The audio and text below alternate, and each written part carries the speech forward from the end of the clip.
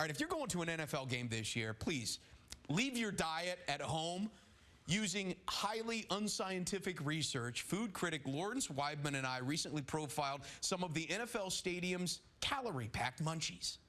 I can't wait to see where we start this time around, Lawrence. Where are we starting with? I'm so happy to be here, and we are starting in Pittsburgh with what they're calling the Allegheny Burger. Okay. It's a nod to the name of the region and their mountains, but also a nod to the Eastern European culture there, because as you can see in this burger, we're stacking up here. There's burger, there's caramelized onions, there's kielbasa, there's a cheddar potato pierogi, there's tomato, and there's sauerkraut aioli. Holy I cow. made that just for you. Jeez. I haven't actually tasted this all the way through yet, but I'm pretty excited. I gotta be honest, man. This looks like a mess. This is a serious burger. It looks a bit like a mess, but we'll see how it comes together, all right? Hold on a second. Yep. That's a mess. I just lost some, too. Let me clean up on aisle 2. Am I safe? Oh, Am I that's safe? good. We're totally, at this point now, we're doing like a burger commercial. I've been told I've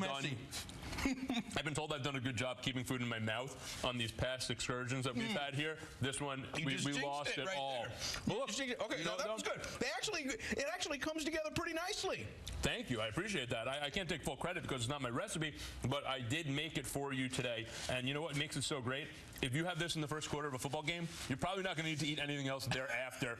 And you're giving a nod to the whole Pittsburgh region. So as a Steelers fan, you have to love a burger like this. Well, that's the thing. When you go to an NFL stadium, okay, you might be paying $20 for a burger or, $15 for a plate of fries, but you want it to last a while because you don't want to leave that seat. 100%. You see these crazy food items like the ones that are going to come ahead, and you think, oh, I'm not going to pay $20 for some crazy food item. It's probably not going to be good. You want to go for the crazy food item, especially because if the game is bad, you have a photo of the crazy food item that you ate. You could show that to everybody, and it's not a day that has been lost. All right. One of the things that I've noticed in a lot of these stadiums is they basically give you a bowl of fries, and they try to localize it by throwing any kind of meats or what have you on top. Where are we going with this bowl of fries? Oh, my God. That's like the light version of what's going on in Baltimore. With this is the Be More Stack. And stack is the only way you can describe this thing, because look at it. It is literally covered with Maryland crab dip. Then it's covered with Maryland pit beef, which is their form of barbecue. And then cherry peppers, scallions, and cheddar cheese. Wait, you can actually get this at a Ravens game? Yeah. This is, I don't know if it's going to be this size at the Ravens game because, hopefully you don't want to have a food coma before the first quarter is over. I can't even get it out. Oh, my goodness, dude. I'm going to try to give this to you. Of course, there's, of course there's some crab meat in here as well. Yeah, that's the crab that's dip. why it's, It's a crab dip, and there's cheese, and there's beef, and there's scallions, you and need there's a cherry fork peppers. to go in here. You absolutely need a fork. This is definitely not a. I don't know. Okay, so here's the question: why would you do this to yourself? Right. Well, if you're a football fan, right, it's about intensity. Being a football fan means that you're going to go hard because there's only 16 games. Right. And also, if you're a football fan of a team that might not do so well, I don't know about the Ravens. Yeah, this might be the best thing that happens on your Sunday. Enjoyment. All right, I got to get some of the crab in here as well. Ready? I got a bite ready. Yeah, go for it. I'm losing some. Okay. Wow. Wait. Oh, there are jalapenos in there? There's some Cherry peppers. You know what? It actually works. It would work if I can choke it down. The question is, would you really want to eat this in the middle of a crowd when there's thousands of people around you? You could spend 15 minutes waiting in line to try to get this, and the next thing you know, something happens, your guy scores a touchdown, you throw it up in the air, and now it's all over everybody. It's all over. And also you were probably too busy trying to get a forkful into your face. This is an effort, man. I thought getting lobster tail out was an effort, man. This is an effort. It's an effort of the higher front offices to distract fans from a poor field product. Okay. And let's just take it to the concessions and rely on our chefs. Because you know what? This is a crazy dish. It's actually really good. But you know what? Really is. If we're talking about people who need consolation, there's one group of football fans that need consolation more than others, and that's Cleveland Browns fans. Yeah. I don't want to knock them when they're down because anything can happen every year. It's a new season. We have hope. But if hope is gone quickly, you need something to put you into a food coma. It's what we're about to make. You need to just forget about the football season. Yeah. This is what it's going to be. Absolutely. Billy, what do they have there? This is a very risky thing that's happening for us right now, because what I'm about to build for us right now is a milkshake. And not just any milkshake, but a apple pie, bacon, vanilla bean milkshake. We got some bacon. Okay. With a little bit of that in there. Is portion control here at all a consideration? Yeah, you have to put the proper amount in either side? I think that when you're making milkshakes, that rule should probably go out the window. Right. Because I mean, listen. You're drinking a milkshake already, so obviously you don't care much about what's right and wrong in life, because you're drinking a cup of ice cream. You know what? Sunday is fun day. You might as well enjoy the food you eat on Sunday. Especially, and if that includes a milkshake with apple pie and bacon in it, what's wrong with that? Yeah, especially if you're a Cleveland Browns fan, because like we said, you might need something to make you feel a little bit better about life. All right, here is the true test. Oh, jeez. We're going to get this in here. How far should I stand away from this? This could be the last time I ever wear this suit jacket. We'll start off slow. All right, look at that. Like a pro. A little more love right there. Oh, it's mixing nice. Get after it now. Oh, up to high test.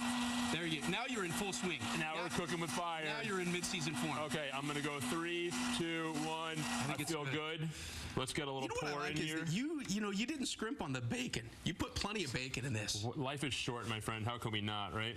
Okay, you take this. I'll give this one to you. I think you should put some more bacon and apple pie in while we're waiting. Really? Yeah, I mean, absolutely. Throw a little more apple see, pie it's all at the bottom here. This is the problem. There's the good stuff. Geez. Okay, all right. There's the good stuff right there. A little splash down. That is chunky. Oh, I went to the bubble tea place so we could get the fat straws and get it all in there. Wow. You know what? Bacon and apple pie. I got it all in that sip just now. Bacon and apple pie. Oh, man, and vanilla ice cream. Oh, man. Why do Cleveland Browns bother with football? They should just focus on shakes. That's good. Well, these are all great, but I think that we should be able to try to create our own concoctions as well. So I wanted to try to ask you if we could create like a little bit of a challenge, if we could, please. Who could make the best hot dog with the craziest additions to it? All right, what do you think? I like this, especially because so much of what we talked about, this stuff is not handheld food that we're seeing here. And that's right? what you really need. See, the thing is this: you need to be able to hold your food with your hand. You don't want it falling all over the place. So you got to get something that's, maybe it's a little dangerous. Go ahead and give yours a shot. Maybe it's a little dangerous. Maybe you're taking some chances. I'm reaching over you here. This is where the action happens right here. Right. This is the zone. Okay, so I'm going mac and cheese right as my base, right on top of the dog. Oh, see, now you're already ruining it, man, because ultimately, at this point now you got mac and cheese that could go anywhere. Oh, that's fine. I put just enough mac and cheese, and now I'm going some jalapenos on there. To wrap it all right. Bacon. Now I'm going sriracha on top of the jalapeno and the mac and cheese. A little bit of a squirt. Okay. And then for the icing on the cake, you see these red chips over here? Right. That look like no human should put these in their body. Well, I'm making this for you. This is what we call a crumble right here of the super fiery Cheetos. And what I'm calling this dog, this looks healthy, right? I should eat that, right? Yeah. Oh my God. What is happening right now? Nothing. You're like performance-enhancing drugs. No. You just pulled a small vial of chili sauce out of your jacket pocket. It's no big deal. I think it just adds a little extra flavor to your meat. You just take a bite. I'm pretty sure I see a skull and crossbones on there. Can you just at least show that to the world before I die on live TV? It's called ghost pepper sauce. Oh my God! What is? It's nothing. If I wasn't paying attention, you would have ghosted me. Honestly, listen. I'm trying your concoction here. I'm doing this for television. Yeah. Okay, cheesy fire dog right there. The cheesy fire dog. Okay. And this is it's called the rocket dog. I think we call this hell on wheels. What do you think? You need that milk? You need the milk, don't you? I taste nothing but the ghost pepper right now. It is so hot. I got a little on my cheek, and the entire right side of my face feels like it just went on fire. This is perfect for those December games that are just too cold for you. You might just need to throw a little extra ghost pepper. But the cream cheese balances the ghost pepper sauce. See, I needed to cross-reference a little bit. Look, if this whole TV thing doesn't work out for you, you have a real future as a hot dog chef. Either way, yours actually tasted better, so I think you're going to win. He is nycfoodguy.com. You can catch him online. So, Lawrence Weibman, thank you so much for coming through. Great to be here as always. Have a great football you so much season. for that. Yeah, ghost pepper sauce out of the back pocket. It was cheating. It was.